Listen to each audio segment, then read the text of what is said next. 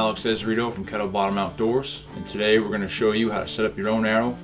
When it comes to Aero Selection, there's hundreds of different arrows you can buy. You could buy aluminum, you could buy carbon, you can buy graphite. I personally shoot the Full Metal Jacket 5mm by Easton. These Full Metal Jackets, it's got the carbon, like your standard arrow, on the inside of the arrow, and on the outside is this aluminum alloy jacket that helps for better flight, more aerodynamic. Why I like this arrow so much is I do a lot of target shooting. So pulling out of the target, having this metal on the outside, it makes for easier pulling out when you're shooting high quantity. So once you have purchased your arrows, you want to know what your arrow length is. For this, you're going to need the arrow knocked into your bow, and you're going to need a Sharpie. It's always great to have a buddy by you, safe distance away when you pull your bow back, and you're going to mark the arrow dead center of the shelf. I like that for when you pull the bow back, you don't have the broadhead or field point back behind your hand. When you screw on your point, it'll be in front of your hand. So if you do accidentally send that bow off, or dry fire, or accidentally release the bow, that arrow will be going into your hand. It'll be a safe distance away from your hand. So you're going to pull your bow back.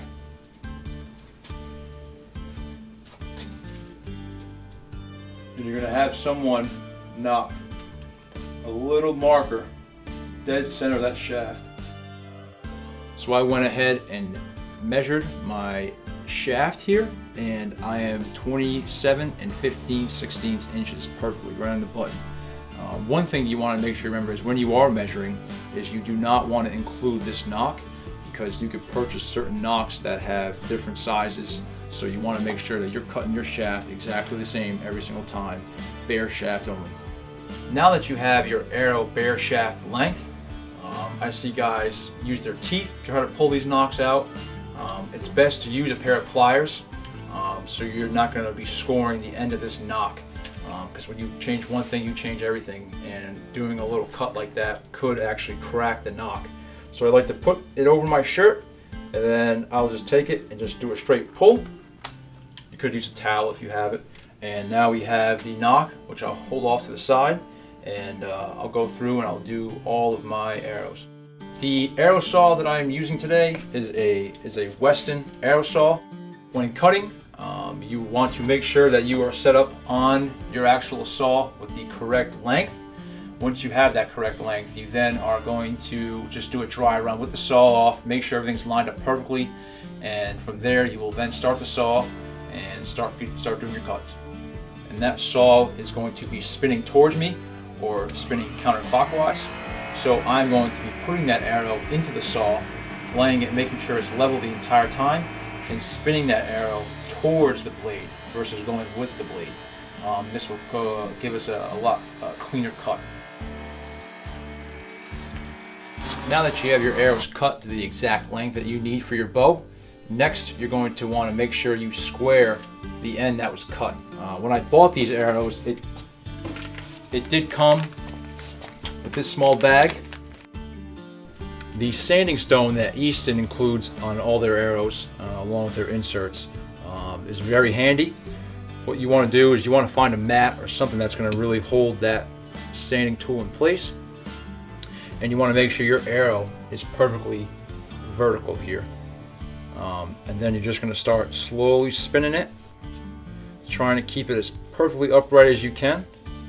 I usually give it about 10 back and forths on the sanding stone, blow it off, and give it a look to see visually if there are any burrs.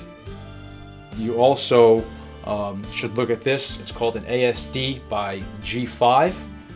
It's ASD stands for Arrow Squaring Device.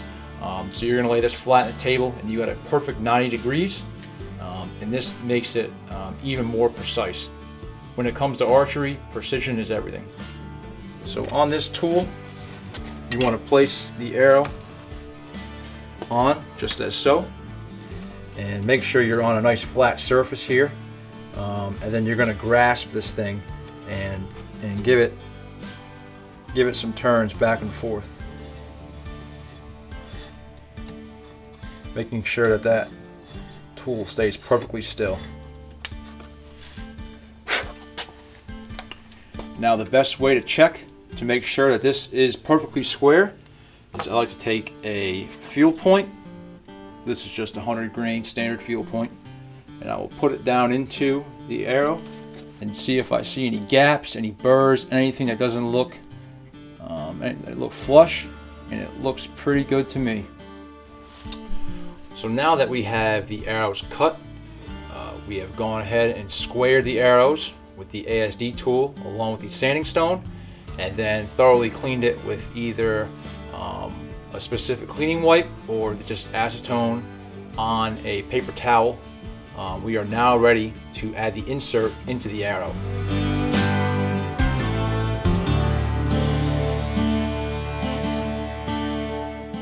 So the epoxy that was given to us, they give you a lot more than what you need. On this actual insert, you will see that there are roughly 4 different sections. I like to just put enough epoxy to make it to the first 2 sections. And then when you slide that arrow insert down into that arrow, the rest of that glue will stick to the rest of that insert. You don't need much, less is more.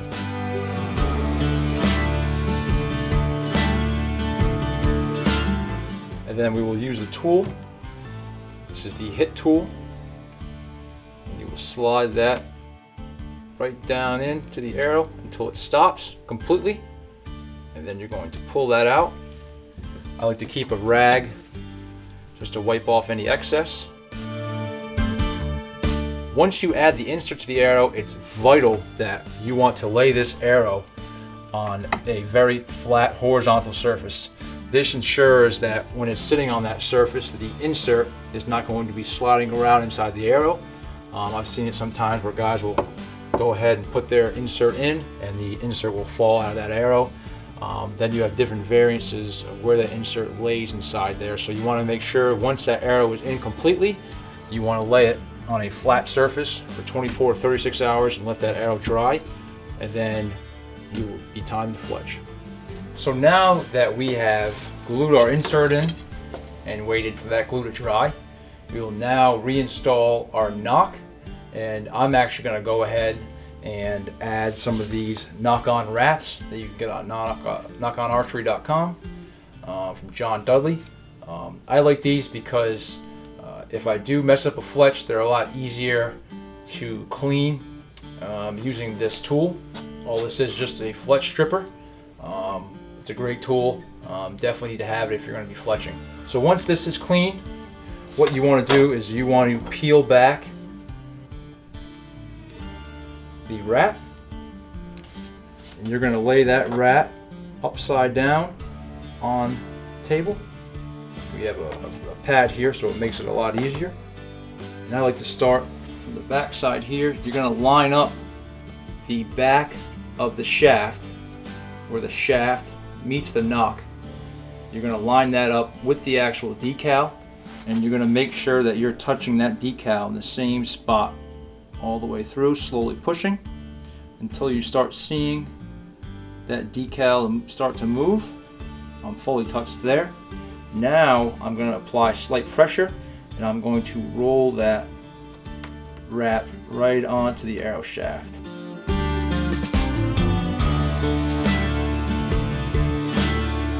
So here we have the Blitzenberg Jig. This I feel is one of the most top of the line jigs out there for the money. It's very precise, very detailed. You can get these arrows all exactly the same. There are some other jigs out there that are plastic, but I do prefer the Blitzenberg. So from here, it all depends if you want to do a 3 fletch, a 4 fletch, a 6, 8. The possibilities are endless, but I always stick with the 3 fletch. Here is a 3 fletch with a blazer vane, a 1 degree offset. So you can do a 1 degree, 2 degree, 3 degree offset, which is just the pitch of the arrow, how it is sitting on that arrow shaft. And we also have here a 4 fletch, just to show you, also with a 1 degree offset. But you can buy different jigs that will give you the helical, a right helical, a left helical. This is a straight jig, and we're going to just add a 1 degree offset. So each of these fletchings for a 4 fletch configuration is 90 degrees apart. On this 3 fletch, they're sitting 120 degrees apart, 360 in a circle. Today I'm going to be going with the Max Stealth Vanes by Knock On Archery, John Dudley. This is something new I'm trying. I've always shot the Blazer boning vane, 2-inch. I liked it because it's low profile, doesn't make much noise running through the air. So I'm switching over to see if this configuration of vane is right for this arrow. With the Max Stealth Vane, I have my 3 fletchings ready to go. What I like to do is I like to take each of the fletchings and put them into my jig, hold them into place. Here we have the Maxwell pen. It's a primer pen that goes on the actual surface of that fletching. What that's doing is making a better adhesion point. It's cleaning the area. So you want to go ahead and just wipe down. Let's go crazy. Those 2 are ready. And we got one more here. And we'll do this one. Now there's 2 types of glues you can use for this application. You can use a fast curing, or you could use a slow curing. For this, I like to use a fast curing. This is the Max Bond glue, specifically made for putting fletchings on. One thing you want to make sure, especially with the Blitzenberg, is make sure you're not in the middle. You want to make sure that you hear that clicking sound.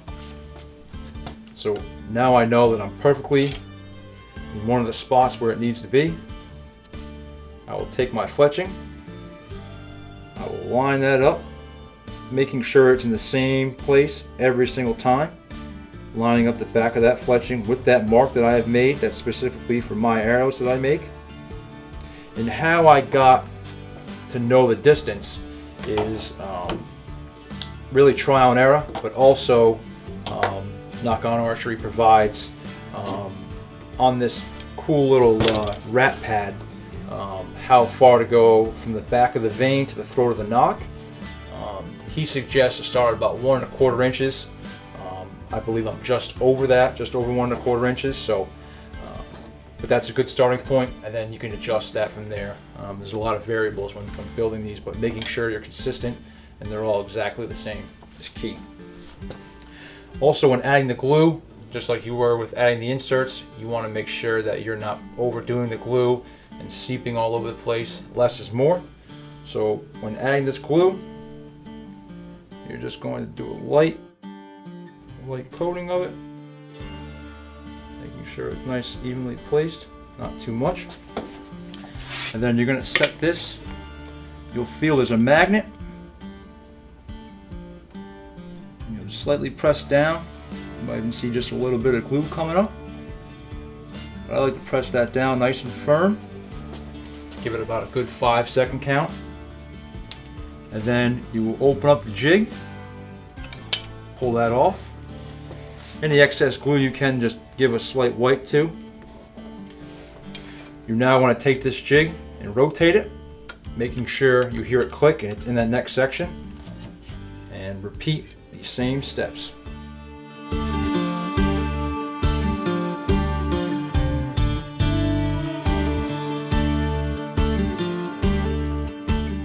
Now that you have all of your fletchings in place, I like to use a slow cure glue. This is Fletch Tight. This will take about 24 hours to cure. And this is a step they call tipping and tailing. So you want to make sure that at the tips of all these fletchings you're going to put just a small little dot of glue, and on the back side as well.